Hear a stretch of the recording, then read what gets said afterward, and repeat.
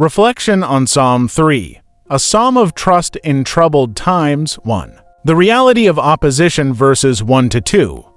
Psalm 3 begins with David acknowledging the overwhelming number of his enemies. This reflects the reality that life often presents challenges, doubts, and adversaries that threaten our peace. Yet, the psalm shows that acknowledging the struggle is the first step to trusting God. Reflection: life may feel overwhelming at times, but being honest about our fears opens the door for God to work in our hearts too.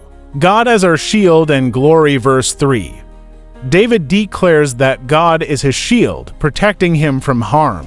God not only defends but also restores, lifting our heads high when we feel defeated or ashamed. Reflection: when I face difficulties, do I trust God to be my shield and source of hope? He is always present to lift me out of despair. 3. Peace in God's sustaining presence, verses 4-6. David rests in the assurance that God hears his prayers. Even in the face of danger, he finds peace to sleep and strength to rise because God sustains him. Reflection: God's care is constant. Even when the world feels unstable, I can rest knowing he upholds me through every season. 4. The power of God's deliverance, verses 7-8.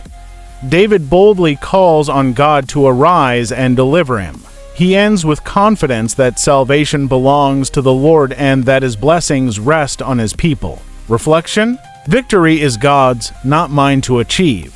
His deliverance is sure, and his blessings are for all who trust in him. Conclusion: Psalm 3 teaches us to shift our focus from fear to faith.